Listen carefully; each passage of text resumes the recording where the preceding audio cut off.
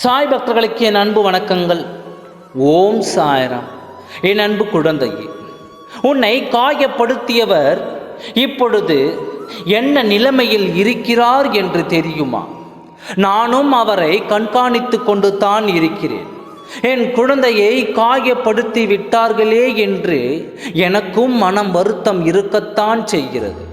நீ எவ்வளவு உண்மையாக இருந்தாய், ஆனால் அவர் உன் உண்மையான அன்பை புரிந்து கொள்ளாமல் இப்படி சென்று விட்டாரே என்று எனக்குள் வருத்தம் உள்ளது. அவரும் நிச்சயம் ஒரு நாள் நினைத்து பார்க்கத்தான் போகிறார். அந்த நிலைமைக்கு இப்பொழுது வந்துவிட்டார். அவரையே இப்படி நினைத்து விட்டோம் என்று மனம் வருந்துகிறாய் என் குழந்தையே. நீ எதை பற்றியும் கவலைப்பட வேண்டாம். நீ வேண்டும் என்று அவர் விரும்பினால் நிச்சயமாக அவர் ஒரு நாள் உன்னை தேடி வருவார். அவர்களுக்கு நான் ஒன்றை புரிய வைக்கப் போகிறேன். உண்மையாக இருக்கும் அன்பை ஒருவர் ஏமாற்றினால் உன்னையும் அதாவது 2 மடங்காக ஏமாற்ற ஒருவர் இருக்கிறார் என்பதை நான் புரிய வைக்கப் போகிறேன். கஷ்டம் என்பது எல்லோருக்கும் பொதுவானது ஒன்றுதான். ஆனால் அந்த கஷ்டத்தை கொடுப்பது மனிதனாக இருக்கும் பொழுது நாம் அதை திரித்து கொள்ள வேண்டும் அல்லவா? நாம் அவர்களிடம் எப்பொழுதுமே விழிப்புணர்வுடன் இருக்க வேண்டும். மறுபடியும் வந்து பேசினால் கொஞ்சம் விழிப்புணர்வாகவே இரு. சில பேர் எப்பொழுதும் உண்மையாக இருப்பது போல் தோன்றுவார்கள். ஆனால் அவர்கள் காரியம் முடிந்தவுடன் நம்மை விட்டு விலகி விடுவார்கள். எத்தனை பேருக்கு தெரியும் இந்த உண்மை?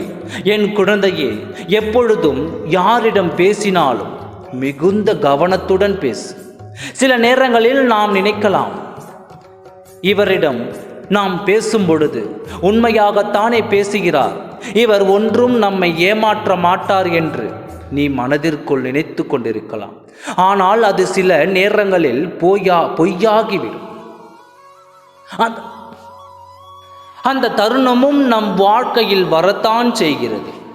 அதை தினமும் சந்தித்து கொண்டு தான் இருக்கிறோம்.